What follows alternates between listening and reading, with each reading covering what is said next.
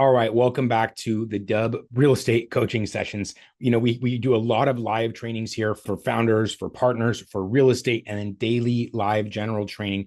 And the reason we do this, guys, is because as technology is growing, people are becoming further and further apart, and we want us to always have a room here where people can come and speak and get expert feedback in whatever it is that they're looking to accomplish: a strategy, a video, a script, things like that. So we're extending our expertise and our research and our rooms here to support you guys in whatever your efforts are. Talking about Dubb, talking about your own real estate business in this case, or any other.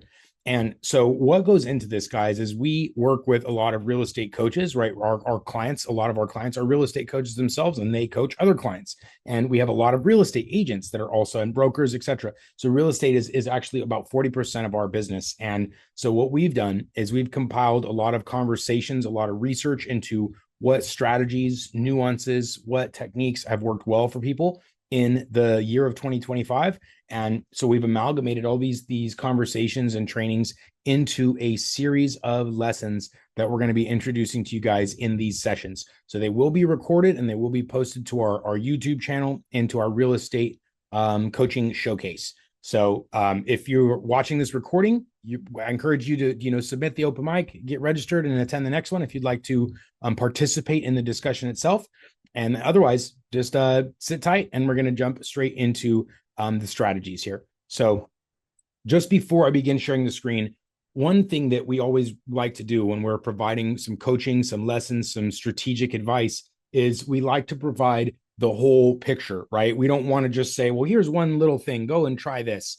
It's essentially, there's your foundational lessons, right? For our other coaching programs, we talk about what's called your ICP, your ideal customer profile. And for real estate, it's no different, right? You guys, you'll ask maybe a brand new agent and say, who's your ideal customer? And they're like, I don't know, anyone that wants to buy or sell a house, right? And then you might talk to a more successful, more seasoned agent, and like, who's your ideal customer? And they're like, oh, I work with probate, I work with divorce attorneys, I work with sellers exclusively, FSBOs, right? They will have discovered a niche, and that's what's enabled them to find success and repeated success, because they're able to focus. And so this is what we're going to be introducing here in these lessons, whether you're a part of the real estate, the partner training, the standard general training. The lessons are foundational. And then from there, we pyramid up into some very specific and nuanced strategies and topics and use cases. So in these first few lessons, guys, in the next couple of weeks, it's going to be more foundational lessons with a little bit of hybrid of some specifics as well. But in this first one, it's the foundation of all foundations, guys. And it is your niche, right? Your brand positioning, your niche. So let's talk about this for a moment. I'm going to share my screen. And again, if any times there are questions, comments, feedback, anything like that, absolutely let them rip in the chat and the discussion, and we'll address it just here at the end. So guys, this is the reality, right? More people in the real estate market, more people getting out of the real estate market from not having any sales. In 2025, I think it was like 40% of agents didn't sell a single home. And it's because it's so crowded, right? There's a lot of competition. But the reality is it's only saturated in those areas that are generalists, right? The generalists are the ones that are like, oh my God, just give me a listing, please. 1%, half of whatever. I just need a client. And that's when people you're out there, right? We're trying to get our first clients. I totally get it. I've been there. In fact, I've been a brand new agent before. And, but I will say, if you look at successful agents, the ones that sold 10 or more homes in a year, they're generally not generalists, right? And this is why we're competing for that 1% listing thing. And then meanwhile, you have your specialists that are out there 3%, 4%, whatever, right? They have special listings. So this idea, guys, of positioning ourselves with a niche, this is not limiting you, right? A lot of us have a fear of like, well, if I'm closing myself off to some people, then I'm going to close myself off. And it's like, but the reality is when you're trying to speak to everybody, you're speaking to no one. That's a stronger truth than, oh, well, if I'm not speaking to everybody, I might potentially close myself off to somebody. So this is a sacrifice, or it's a decision that a lot of agents, whether you're brand new or whether you're struggling this year, or if you've completely crushed it this year, maybe you're not even here watching this. You're like, no, I got this, and you're probably already in one of these specialist fields.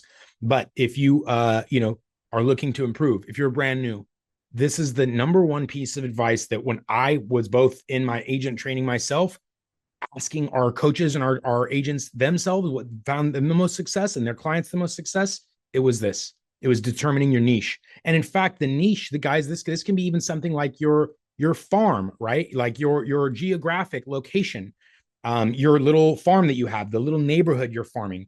That is in fact a version of a niche, right? Instead of talking to every buyer or seller in the city that I live in, you're talking to the buyers and sellers and investors that live within your farm. So that's another example of niche here. This doesn't have to be, oh, I only work with divorce, or I only work with probate, or only that those are further examples of niches, but even just working with your farm. And so really picking that farm and doubling down on your marketing efforts there. That's what we're talking about. So again, this is the foundational strategy. I'm going to come a little bit further into this because there's a few more topics I want to cover. But ultimately, this is the introduction to the first lesson, which is we need to pick a niche. We need to just determine where we need to focus. I mentioned this quote earlier, right? You're speaking to everyone, you're speaking to no one. And that is very true in any field. When you're saying, hey, everybody, nobody's listening. When I say, hey, you, then that person is listening. So the niche, guys, everything, and this is real estate 101, but it's also business 101. When you have determined your ideal targets, every single thing that you do, every effort you spend, every dollar you spend, every message you write, every advertisement you spin up, whatever those activities, when they're all related to that niche, to that farm, to that specific target, it makes every dollar go that much further. It makes every message that much more effective, right? More referrals, more trust, stronger presence, better authority. You have all these benefits, and versus the opposite of when this happens, right? When you don't focus on a niche or a farm and you're just like, hey, anybody in the state of Texas somewhere, right? I'll drive. I don't matter. Now that's from a position of weakness, right? Now, I mean, we all have to start somewhere. So I get it when you're getting your first clients, but I will say this is an eventuality to goal that every single person needs to be focusing on. And the reason I also start with this is I work with a lot of agents that haven't taken this focus yet, even brokerages and teams from like a leadership perspective that haven't said, hey, let's focus here. And so this is a decision that we all need to make within our businesses, whether you're working with investors, buyers, sellers. We want to focus on that effort. So, okay, here's some examples of niches, right? And this is more for agent focus. But again, if you're working with an investor frame or builder network or something like that. So this is not relevant, not super specific to this year. One thing that I will say, guys, is people are saying rates aren't going to come down again, right? A lot of people are saying they're not going to come to 3 and 4%. And so it's not going to, even with this 50-year mortgage, right? It's not opening up the market to what it used to be. First-time buyers are now like 40 plus years old. The average buyer is like 50 years old. So these niches have all shifted upward in demographics, right? In their age. So that means when you used to be able to find buyers on TikTok, right? Probably not so much anymore, because the average demographic of a TikTok user is a much younger demographic than, let's say, the average Facebook user. So if you're going to pick one of these niches, pick one of these channels, like YouTube is another perfect example where the average age is much higher than something like TikTok. So where you focus your efforts, who you're focusing on attracting, when you understand and you've done the research on this, well, you'll know, well, look, I want to work with first-time buyers because I'm a newer agent. So if I do that, who are first-time buyers? Oh, well, they're all 40 plus. The average first-time buyer is 40 plus. So I know that by doing, trending stuff on TikTok, I'm not going to attract the 40 plus person, right? I'm going to attract the younger audience that has no purchase ability. So instead, when you do your research and you determine your segment, your ICP, who you're going after, then that determines everything else that you do. Because you're like, okay, well, if I'm going after home sellers, the average seller's now 50. So they're definitely not, living on TikTok. And instead, I'm going to focus my efforts on YouTube and like Facebook, where the average demographic is much higher. So just a quick takeaway, another example outside of this, which is using the data we actually have available for us today. And these, again, are just niches, examples of niches, but we also described that they don't have to be specific. The niche is also your farm, right? A specific location, like in a specific zip code. So it does kind of cover that here. Now, what we're not doing in this training is I can't tell you where you should focus, where you need to focus, because it's going to be a combination of these things. It's who you actually want to work with. Who do you enjoy working with more? Where do you live? Where you're going to have a more likelihood and success to connect? Are you in a military city? Are you in a, something like that? So every person's decision is going to be totally unique and based upon a lot of the variables in their personality and their location and their business and their experience. But regardless of the obstacles, this is something that every single person, every single agent, brokerage, investor needs to do. Niche focus, right? Okay, let's keep moving. I want, if you guys are into it, I'm all about being active, right? Participating. At least you don't have to do this right this second, because I know I'm going to move quickly with presentations, but go through this exercise, right? If you don't have an exact sentence of this, right? I help who? I help anybody. Does that sound right? Does that sound effective and focused and laser target? No, it doesn't, right?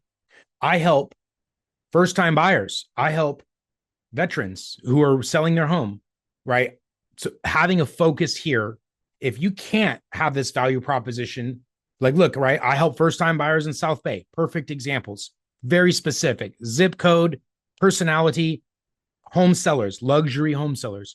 Now we're really niche, right? And so now everything that you do becomes focused based on this.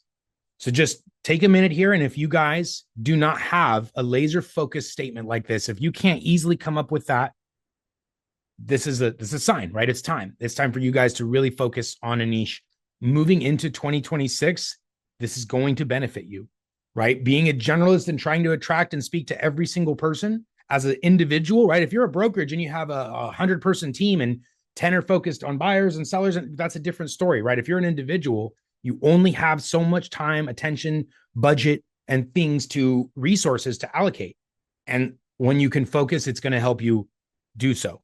And the research on where you should focus is important, right? It's a tie between, or it's an amalgamation of where you are, what your skill set is, what your personality type is, right? All those things combine to determine where you should focus.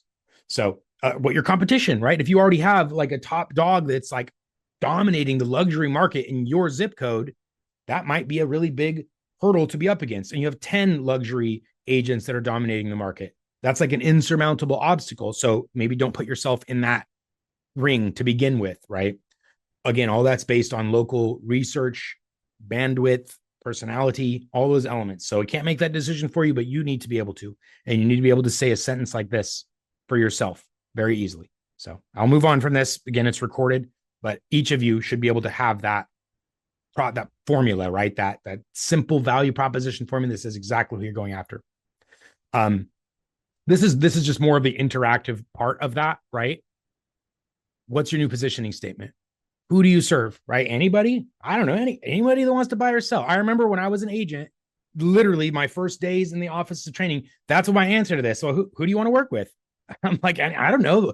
I lived in Los Angeles at the time. I was like, all the homes are $1 million. A huge commission, and commissions were no question of 3% back then. I was like, that's 30 grand minimum. I don't care. So, but that was what a brand new agent would say, right?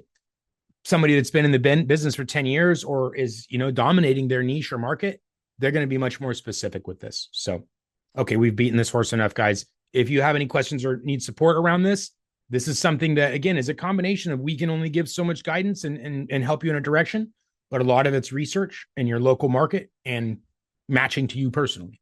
So, all right, let's talk about the other piece of this, which is once you've selected your niche, how do you then position yourself, your brand, to answer to that?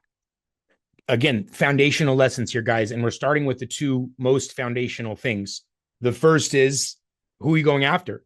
The second is what are you going to do? What can you do? What do you need to do to position your brand, your forward facing, right? Your advertisements, your messaging, your advertising, whatever people are seeing of you as a first introduction or SEO, right? There's many examples for how people can find you. What are you doing there? And what can you do there to have those two things speak to each other most directly? For example, if my value proposition, if my main message is I want to work with first-time buyers, And then my advertisement, my bench ad or my Facebook ad says, how much is your home worth? Right? Those two things do not match, right? One sounds like I'm speaking to sellers. One sounds like I want to specialize with first time buyers. So that is a mismatch of your brand and your identity and your messaging with who you've decided to focus on. And that's why, again, those lessons, in my opinion, are foundational, because they determine everything else that you should and will be doing in your real estate business. So your visuals, right? Buyers, sellers, luxury, investment. What does your visuals look like? And the other part of this, your niche, the focus of an area, a farm, a zip code. And this comes into branding, right? Using things that are recognizable to that farm, to that geographic area, to that niche. Landmarks, visuals that are relatable to your ICP. Again, you don't know what those are if you never really made a strong focus on who your ICP is. What a buyer or seller might be different than an investment or builder network in what landmark or what visuals they connect to in your brand. So again, starting with your most important thing, who, and then customizing everything else that you represent in your business to best represent and connect to those people. So there's your visuals, there's your voice, your what you have out there. And your voice is more than just your actual auditory spoken voice, right? It's your messaging, your wording, the messaging that you're putting out there. And then of course, how you represent yourself in a video or at an open house or anything like that. So your messaging, right? Your focus, your skills. If you're like, I'm an expert advisor in rental purchase agreements or whatever, and then come to speak to you and you're not knowing those things, right? Those things need to match as well. So you don't arbitrarily pick a brand and a focus and a niche and say, well, I want to focus on luxury, and you have no knowledge of the luxury market, right? Again, those two things don't match. So can you eventually get there and train yourself to become an expert in local luxury market? Absolutely.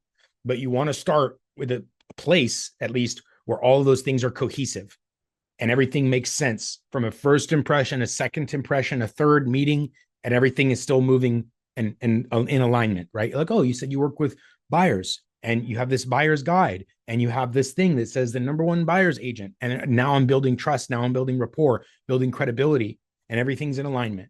And the opposite happens if you're like, I work with sellers, first time sellers, and every message, everything is I'm with working with my buyers. I'm showing a home. I'm with the buyers. I'm with the buyers.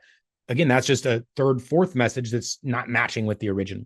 So keep in mind that your voice and your visuals are all the first impressions, right? That people see of you, a website, an ad, your email signature, business cards, all those things are your voice and your visuals and essentially the values, right? That you stand for and what you're representing in yourself.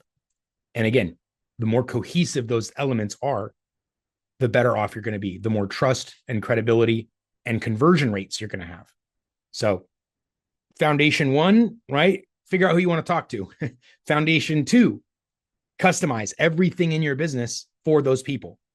If you're speaking to everybody, how could you possibly do that? Right? There's no way. Well, I'm a first-time buyer, second-time seller, VA, and rental property agreement. Like you can't do all those things, because then all of a sudden it sounds like you're disorganized and confused, right? Versus the one person who's like, I'm the number one luxury agent in this area. Pretty straightforward, pretty easy. How much truth is that? I mean, do they have the top seller numbers? Do they have the top reviews? Who's to determine the top, right? There's different definitions of that. So there's some gray area there. My point is, though, is that's the example of how can you possibly customize all of your branding and your messaging and your voice and your visuals if you haven't decided who they're for. So the exercise of this is to review. So exercise one, right? Jai, appreciate your statements here, putting the sentence together. Exercise two is now go look at all your stuff. If you were able to do that first exercise and say, this is exactly who I want to talk to and exactly what I do for them. I work with probate to sell homes. Perfect. So now does everything else match that? Your branding, your messaging, any advertisements that you're running, your expertise, like is all that cohesive with that first exercise? So it's really those two exercises in conjunctions. Number one, do you have that value proposition? Who is it that you're working with and what are you doing for them? I work with first-time buyers in South Bay. Right? Perfect. Now, does everything, your business card, your email signature, your website, does it portray that? Does it convey that same message? Or does it convey something else? Try to take it through the lens of a person who doesn't know you, right? You're not you looking at your own website. You're a stranger that has no idea who you are. All you have is that message, that value proposition. And does everything else match with that? Is that cohesive? So those are the two exercises to take away from this. And guys, what we'll also do here is, because through the lens of Dubb, there's going to be the foundational lessons. There's going to be some very specific lessons. And what we'll always do to just sort of tie it off at the end here is show the specific applications of what this means inside of Dubb. So for example, with Dubb, you have your Dubb video pages, right? This is oftentimes Dubb users, this is your first representation of people. You're generating leads online, you're getting referrals, you're doing open houses, direct mail marketing to your farms, all those activities. There's a high potential of this video being the first thing that they see and hear from you. And this is an example of what we were just talking about with the cohesiveness of your marketing and your brand message. So branding, right? Logos, a background image here, the colors, the message, right? Guides. So this is don't look at the buttons and colors here necessarily. They're not a perfect example, but what this would look like, let's say if you're a real estate, like the example provided, the first time buyer in South Bay. So in my background image here, I'm going to have, this is my preset, right? My template. My template is what determines how my video page looks. And so here, I'm going to put my background image as something from South Bay, a recognizable landmark from South Bay. So they're going to know, okay, that's from South Bay. I know that. Perfect. We're beginning to leave the breadcrumbs. Then I'm going to come to my buttons, and my buttons are going to say first time buyer's guide for South Bay residents or something like that, right? So now the button that goes below my video is buyer's guide for South Bay. And now I'm like, okay, so there's a South Bay. He says South Bay, South Bay. Wow, this guy is like, he's born here, raised here, knows what he's talking about here. We're getting that impression, right? Versus, hey, I work with first time buyers in South Bay, and then it has something else unrelated to that, or not, not cohesive, not an example of building trust and rapport one step at a time. And so that's exactly what this looks like within Dubb from the technical perspective, is your presets, your landing pages, making sure that those logos, images, resources, messages, all the text, links, buttons, etc., all ties into that ideal customer, that niche that you decided to focus on, that zip code, that whatever it is, right? Maybe it's a combination. Sellers in this zip code, even more niche, even more nuanced. And so it'll say my seller's guide for this zip code, 91325 seller's guide. Couldn't get more specific than that, right? And if you're reaching out directly to those people in that zip code, in that neighborhood, it's going to elevate your messaging, right, to a whole new level. Because like, wow, instead of this random stupid guide that's generic, it's a guide specific to our area. And it's all about the perception of value, the perception of how well that matches, right? Because you could literally have the same exact guide with 3 different covers on it, with 3 different zip codes, and then the person accessing that guide might not know the difference. But it's the perception of, look, I'm highly specialized in this area. Fake it till you make it, or just make it, right? Do the research, do the homework. That's what my brokers, teachers first taught me. They're like, yeah, fake it till you make it, but you never want to get, caught with your pants down or whatever. Don't get stuck in some conversation you faked your way into, and then you're like, yeah, how's the market? I don't know. So definitely do your learnings, guys. All right. This is a wrap for lesson 1. We talked about 2 really important foundational lessons moving you into 2026. If you haven't already, consider selecting a niche. Consider selecting that farm, that geographic area, the buyer, the seller, the investor, and doubling down, increasing your efforts, sharpening everything that you do with exercise 2. Look at all of your branding, all of your messaging, all of your resources, your guides, your videos, your YouTube presence, or whatever you're doing to grow your business. Does that all perfectly match with the decisions you made in exercise 1, which is who you're going to be working with? How are you going to differentiate and stand apart and survive in the coming years, right? It's a big critical decision we all need to make. And again, this isn't just me saying this, guys. Go talk to any other real estate coach, any other coaching program in any business. It's all going to start the same way, which is focus. Focus on who you can help, who you're going to serve, who you want to help, who you can help, your total addressable market, right? Those, again, this is not something made up. It's very foundational and universal across all business. So I want you guys to really think on that and then come back here for next session.